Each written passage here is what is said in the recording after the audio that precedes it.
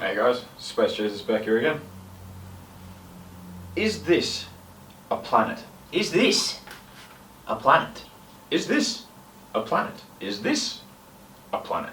Let's take a look into what makes a planet a planet. By the definition set out by the International Astronomical Union, or let's just call them the IAU for short, a planet has three classifying factors. 1. It must be in orbit of the Sun. 2. It must have achieved hydrostatic equilibrium, which means it will stay round under its own gravity, but is not so massive that it will sustain core fusion just like a star. And thirdly, they must dominate their area of space, meaning that they have become gravitationally dominant, so that there are no other bodies of comparable size other than its natural satellites or those under its gravitational influence within its orbit.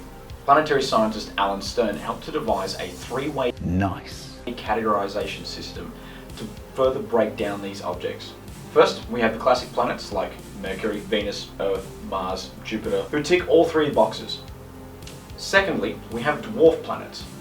Dwarf planets are still massive enough to maintain hydrostatic equilibrium, but they do not dominate their own areas of space. They must also not be a satellite. Now, when I say satellites, I'm not talking about the toasters and microwaves that are orbiting Earth supplying us with cable TV.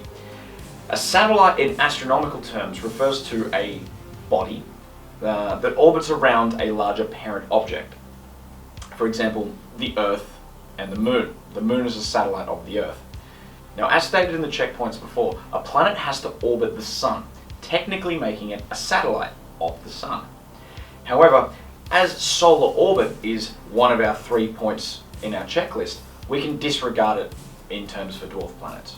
Dwarf planets can have satellites. Pluto, which is a dwarf planet as of 2006, has 5 that we know of. Finally, we have satellite planets. Satellite planets are planetary objects which do orbit a parent body.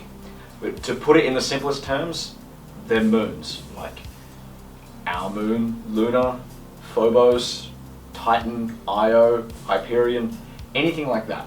Now, one question you might be asking yourself is, why isn't Pluto a planet anymore? Why have they instead reclassified it as a dwarf planet? Pluto was reclassified in 2006 as it's failed to meet one of those standards. Does Pluto orbit the Sun? Check. Does it maintain hydrostatic equilibrium? Check. Is it gravitationally dominant? This is where Pluto slips up. Pluto's mass is a lot smaller than the objects it shares its orbit with. In fact, it's around 0.07 times smaller. Less mass means less gravity, and thus less influence on the objects in the Kuiper belt through which it orbits. When the IAU made the decision to reclassify Pluto as a dwarf planet, people were pissed. Alan Stern was especially pissed, calling it sloppy science that wouldn't hold up to peer review. He also pointed out that less than 5% of astronomers had voted on the issue, making it irreflective of what the community felt as a whole. His main argument, however, was that under the new classifications, Earth, Mars, Jupiter, and Neptune, all of which who share their orbits with asteroids, would be reclassified as dwarf planets. He also argued that large spherical moons, including our moon, would be classified as planets. So we can see how this was a bit of a clusterfuck for the astronomical community. Where do I stand in all this? Well, as unpopular as it may sound, I stand with the IAU. Now, before you start a lynch mob, please understand, these things are subject to change. Planetary scientists are discovering new information every day. The astronomical community will potentially change these classifications as we learn more. Don't get me wrong, Pluto is cool as fuck.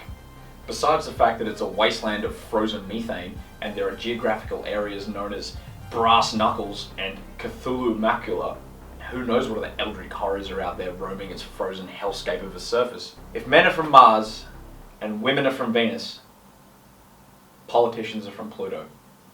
Until next time, cheers, stay safe, and clear skies.